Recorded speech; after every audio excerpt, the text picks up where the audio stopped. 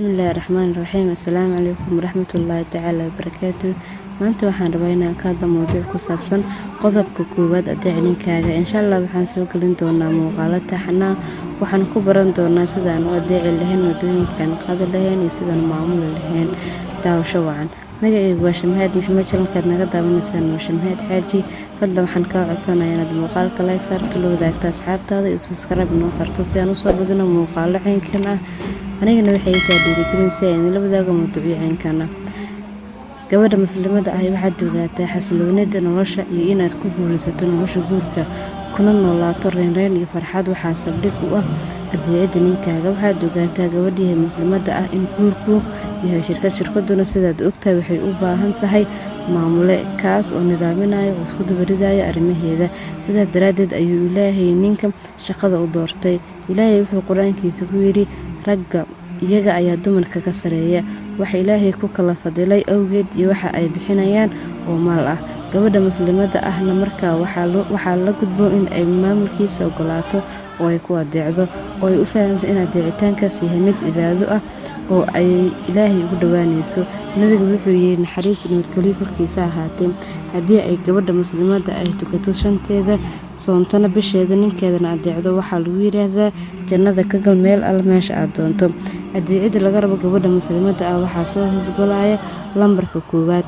Marka uu u yeero oo ay ajiibto waxa uu doonaa ugu yeero inay hadalkiisa maqasho. Haddii uu furaashka ugu yeerana ay si degdeg u maqasho. Haddii ay diido waxay noqonaysaa mid dembi gashay oo Ilaahay caasiday oo lacnada malaa'igta mutaysatay.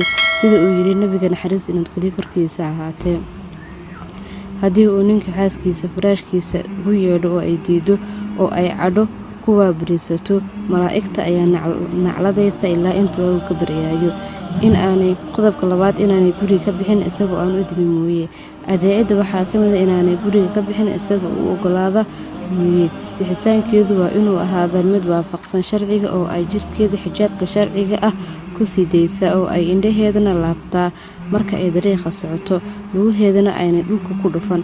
Haddii ay cid rag ah la hadlaysa ayna hadalka u dabcin si ka qalbigiisa buka aan u damcin.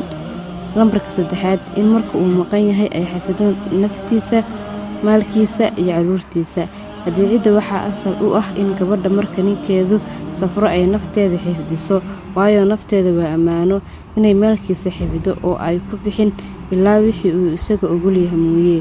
Marka laga reebo wixii ay ogtahay inuu raali ka yahay sida sawirada martida ama qof gaajaysan oo ay cunto siiso. Wixii intaa ka soo hadhay waa in ay ka digtoonaataa. Rasuulkuna wuxuu yiri naxariis iyo nabadgelyo korkiisa ahaatee dumarku waxaa ugu farbadanta marka eegto ku farxad gelisa marka aad amartana ku adeecda marka aad maqan tahayna xifdida nafteeda iyo maalkaaga.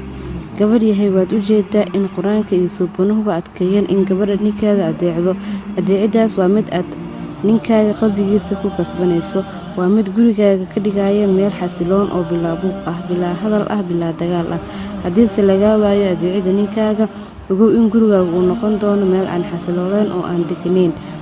Meel had iyo jeer muran ka jiro, dood ka jirto, dacwad ka jirto. Gabadh yahay muslimada ah ka soo qaad in gurigaagu yahay dowladdaasi haddii wasaaradeeda hogaamiyeyaasha ciidanka shaqaalaha iyo shacabkuba ay yihiin qaar u hoggaansan madaxweynahooda.